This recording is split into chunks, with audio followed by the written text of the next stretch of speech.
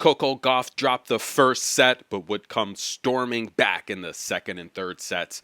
This video is brought to you via the Doctrine of Fair Use. We're also covered under the Fair Dealing and the Digital Millennium Act. Now, I felt in the first set, Coco just looked sluggish. Look, I said, if her maximum effort, when she's playing her best, is a 10, her peak level, in that first set, she might have been playing a 5 or a 6, maybe even a 4, but the second set, night and day, she would take the second set, multiple breaks, while preventing Yulia from scoring any breaks off of 4 opportunities. In the third set, Coco would run off more than 12 points in a row. She had the opportunity to hold 3 straight service games, 40-love. And listen, guys, I said the statistic earlier in the previous video.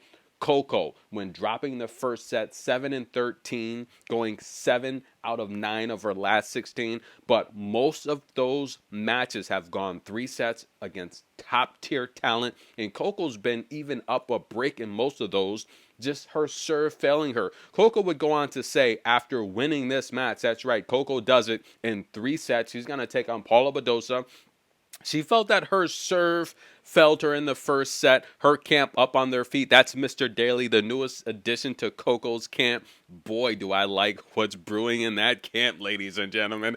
But Yulia, she takes the loser's walk. She's not a loser. She's going to break the top 100. She's guaranteed a spot. That's right, guys. That cutoff point for the Australian Open. She does not have to worry about qualifying. She's going to be in the main draw. Now, the cutoff point we got, I want to say, less than 2 weeks. So any ladies trying to make that Australian Open draw, less than 2 weeks to get as many points as you can. And Coco, talking about points, she's going to slide up in the race of the finals. However, in the post-match interview, Coco said, yes, the first set, 7 double faults. She felt she struggled on the serve. However, she said she wants to just control what she can control. She was able to regroup, and she came back. She won the second set. She won the third set very impressively. She's going to take on Paula Badosa. She was asked about that. She said Paula Badosa is a tough opponent on and off the court. She said she recently beat Paula Badosa in Rome, but she expects that to be a tough match. Coco was also asked, what has she been eating while in China?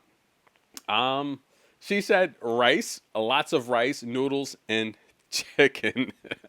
Listen, guys, I've never been to China, but if the WTA finals can get back to being hosted in China, I will certainly go. But they're going to be in Saudi Arabia. I don't even know if that's going to happen with the whole conflict going on with Iran, and that's very scary to have our ladies over there in Saudi Arabia.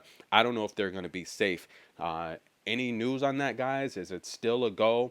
I don't know. I'm concerned for the ladies being within that close to harm's way. It just, I don't know. I'm scared for Coco and all the other ladies, but nonetheless, guys, Coco, how did she do it?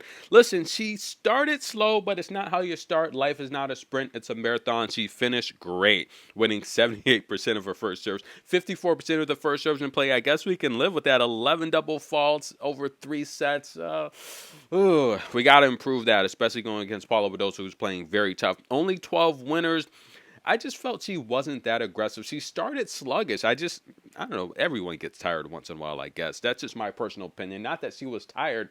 It's just sometimes you play down to your level of competition. Anyone that's ever been elite or great at something, sometimes you just do that. I don't know why. But the unforced errors there, a little too many there. 37.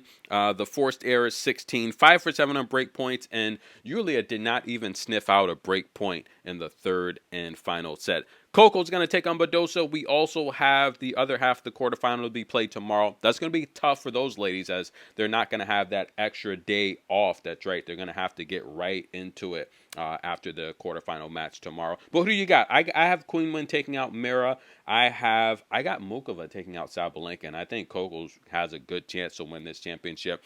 Coco now makes 2 straight semifinal appearances here in China. Last year, she faced Iga, and Iga won that match. And I want to say this is Coco's 7th semifinal in a master event. We all know as a teenager, she has the most master event wins. She's had an amazing, impressive teenage career. We all know in terms of all these amazing ladies on tour, none of them have had a better teenage career than Coco. That's how amazing Coco has. But now she's 20. She's not a teenager anymore. So now it's that next chapter of her legacy. And I think she's doing not too bad so far, right? But This is key. If Coco wins tomorrow, she will pass Pagula in the race to the finals. That's right. She'll pick up 700 points. That's enough to put her in fifth. Polini, she's locked. We're backing it. I guess there's rumors she may withdraw. We'll see what happens there, ladies and gentlemen. But so long from China. How do you say bye in China? Is it sha sha? Or wait, is that shay shay?